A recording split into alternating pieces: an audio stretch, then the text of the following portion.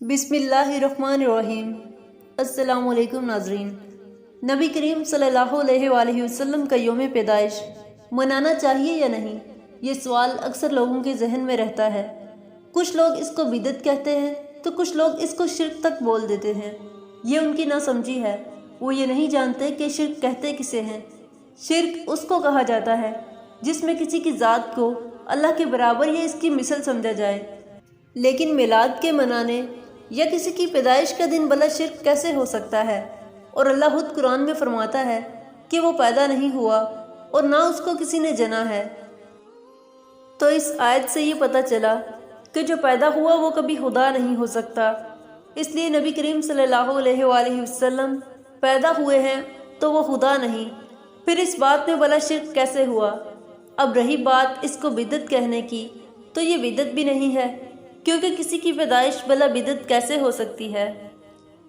اللہ پاک قرآن پاک میں فرماتا ہے کہ ہم نے تمہیں سارے جہان کے لیے رحمت بنا کر بھیجا۔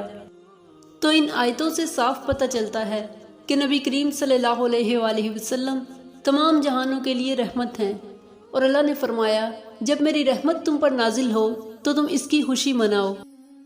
خود نبی کریم صلی اللہ علیہ وآلہ وسلم نے اپنے میلاد کے دن اللہ کے شکر بجا لانے کی تلقین فرمائی ہے۔ اب دوسرا سوال دیکھیے، میلاد النبی کو عید کہنا کیسا ہے؟ کیا یہ جائز ہے؟ کیونکہ اسلام میں عیدیں تو دو ہی ہیں، تو پہلے ہم عید کا مطلب سمجھ لیتے ہیں۔ عید کا لغوی معنی ہے خوشی منانا۔ اس کو سمجھنے کے لیے قرآن کی ایک آیت ملاحظہ فرمائیے۔ کہا عیسیٰ ابن مریم نے، اے اللہ، اے ہمارے رب، ہم پر آسمان سے خوان اتار کہ وہ ہمارے لیے عید ہو، ہمارے اگلوں اور پچھلوں کی۔ سورہ مائدہ آیت نمبر 114۔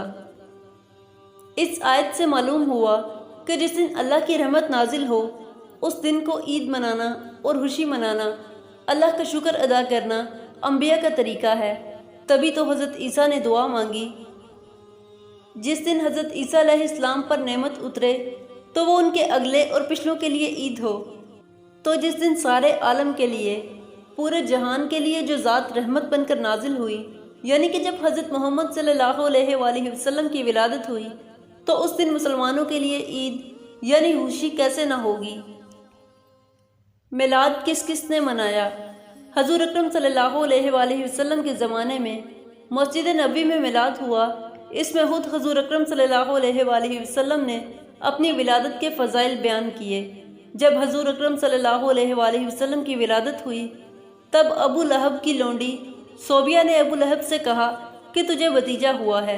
اس خوشی میں ابو لہب نے اپنی اس لونڈی کو انگلی کے اشارے سے آزاد کیا تھا۔ بس جب ابو لہب مر گیا تو اس کے بعد اہل خانہ نے اسے خواب میں بری حالت میں دیکھا، تو اس سے پوچھا تیرا کیا حال ہے؟ تو ابو لہب نے کہا میں نے تمہارے بعد کوئی بلائی نہیں پائی، لیکن مجھے اس انگلی سے پانی دیا جاتا ہے جس سے میں نے حضرت محمد صلی اللہ علیہ وآلہ وسلم کی ولادت کی خوشی میں صوبیہ کو آزاد کیا تھا۔